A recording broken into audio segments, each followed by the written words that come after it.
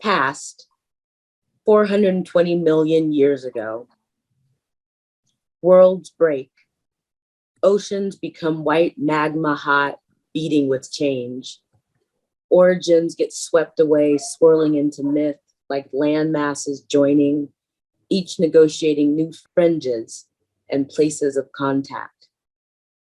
We were not there then, when the world cracked in two, our pieces drifting slowly southward. Once a thriving subcontinent, still as enterprising as a sand miner, Gondwana waits.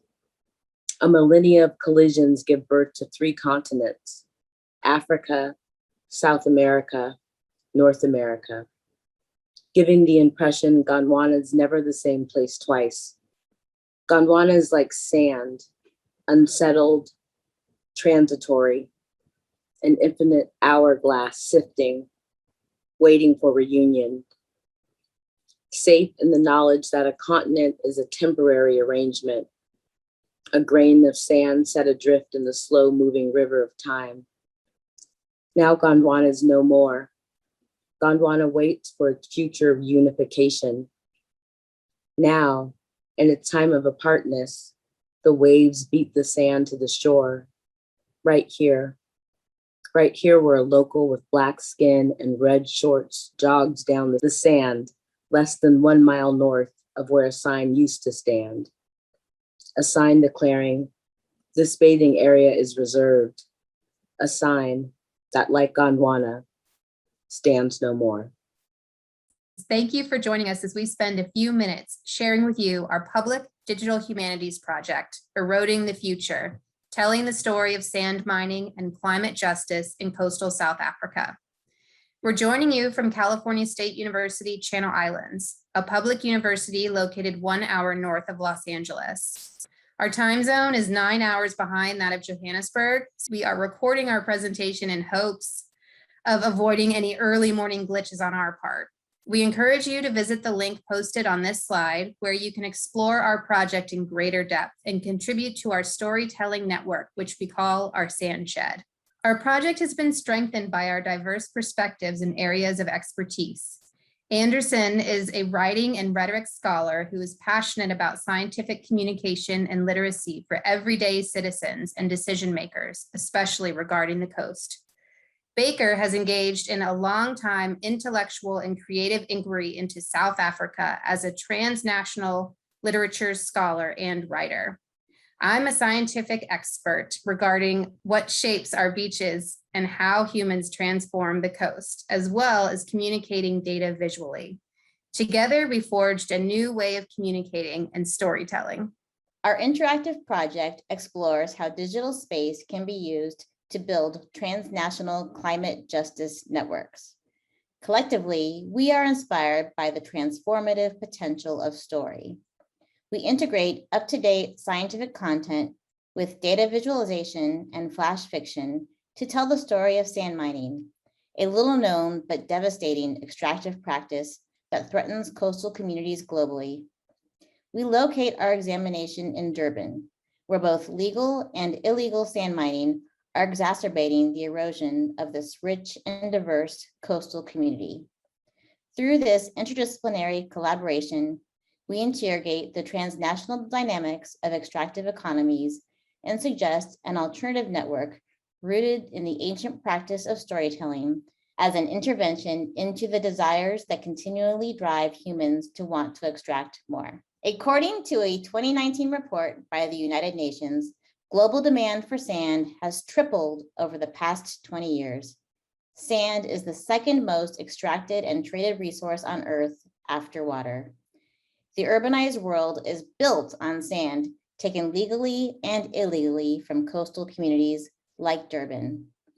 At the current rate of extraction, all beaches, including Durban's renowned Golden Mile, will be gone by the end of the century. The extraction of sand is too cheap and unregulated for the good of indigenous populations that have already endured the slow violence of extractive economies rooted in colonialism. Our climate justice framework seeks to harness the already built systems of extraction and circulation to create networks of narrative investment.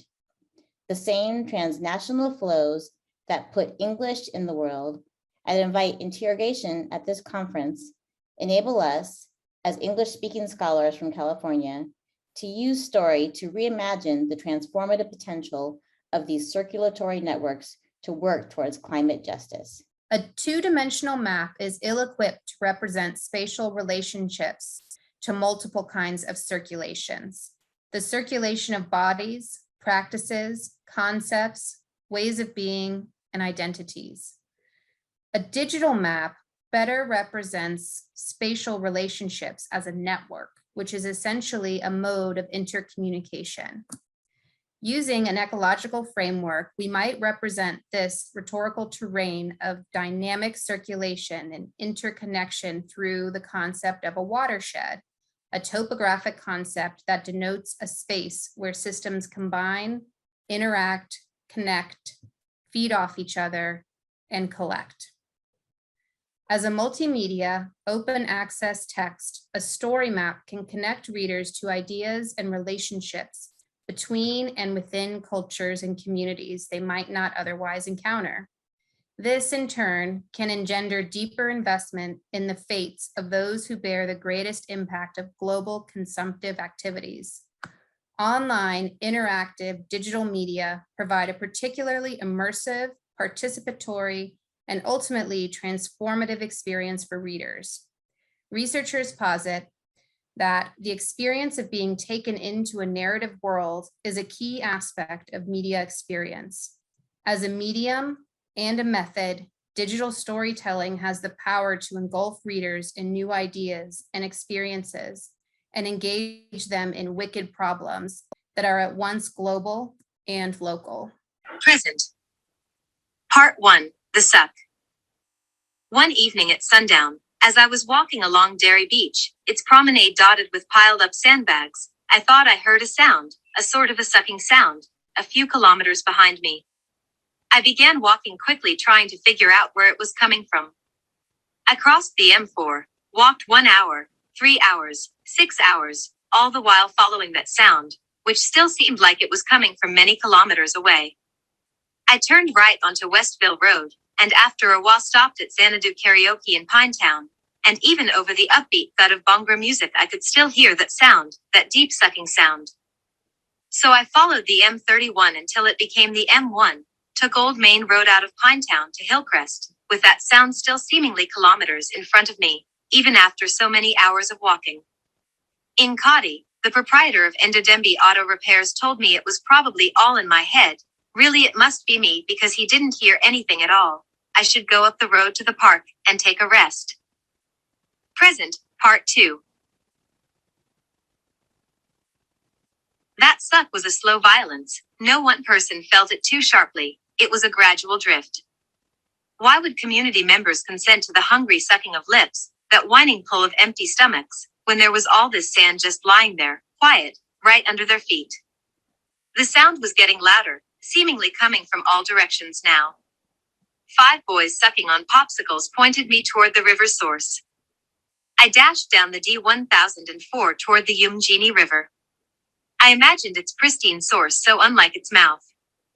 Having been crossed by livestock, settlers, and rubbish, wastewater plants, agricultural runoff, and informal settlements, canals, dams, and bridges, sand miners, access roads and sewage, the river in Durban was sullen, so often holding every color but blue. Only settlers and tourists imagine that the land and the water are separate, the survival of the beach separate from the survival of the sand, the plateau separate from the coast. But it's just a matter of time. A matter of drift. The water flows into the land, into the dust, into the trees, into the clouds. Jutting into the valley of 1,000 hills, marching into estuaries, crawling into wetlands, and in and out of rivers. Wet and dry. This place that resists being sucked dry. Kaleka Patuma positions stories at the crossroads of memory, history, and identity, framing story again as a way we make ourselves and our worlds. In the poem Storytelling, written as a footnote, Patuma writes, 1, how my people remember, how my people archive, how we inherit the world. Prolific artist Mohale Mashigo, singer, novelist, and comic book and short story writer, argues that in South Africa, there needs to exist a place in our imaginations that is the opposite of our present reality, where a small minority owns most of the land and lives better than the rest. Mashigo links her storytelling practices to the primary rhetorical and therefore epistemic transformation that both a climate justice and a storytelling framework aim to achieve. In the essay Afrofuturisms, Ayashi's Amateki, Mashigo makes a rhetorical case for her specific storytelling practice of studying her stories in the future. She compares that imagined time space in which South Africans are able to live in a future that is free from white supremacy and poverty. These deeper systemic, epistemic, and material transformations are key to a climate justice frame. Mashigo asserts that her work as a storyteller is to find the familiar colloquial names, dibatu or takis, rather than trainers or sneakers. She links storytelling to the epistemic work of shifting language, positioning rhetorical shift as a material investment in future possibility. Mashigo explicitly connects her storytelling practice to the work of decolonizing language. So in this project, we offer digital story to do work in that imaginative, speculative space of the in-between, where we cast our desires, our gaze, our investments, our disciplinary lenses and tools in the space between the world we have and the world we want. We position stories to shape our desires and as a response into the imaginative space opened up by Mashigo's animating question: how does who we are right now affect an imagined future? Certainly the English language is a huge part of who we are and the transnational storytelling network that we are trying to create. Although certainly having it be multilingual is an exciting prospect, but English is certainly a connecting link that brings us together. And it has certainly positive valences and also carries the legacies of settler colonialism, colonial capitalism, racialized capitalism, and these other structural issues. But in the spirit of bringing who we are to create the future that we want, we offer digital story as a structural intervention into the extractive dynamics that undergird capitalist modernity, like bags of sand shoring up a beach. As part of our digital story shed, we are asking you to share your stories with us. Fact or fictionalized, have you experienced sand mining and its detrimental effects on the landscapes and beaches? This is an invitation for you to send us your sand stories.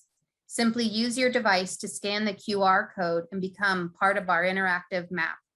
Please reach out if you would like to stay in touch or discuss this topic further. As a reminder, you can also dig into our story map and contribute to our story shed by accessing the link provided. Thank you so much for your time and attention. We leave you with an image of Durban's vibrant beaches as we welcome your questions and comments.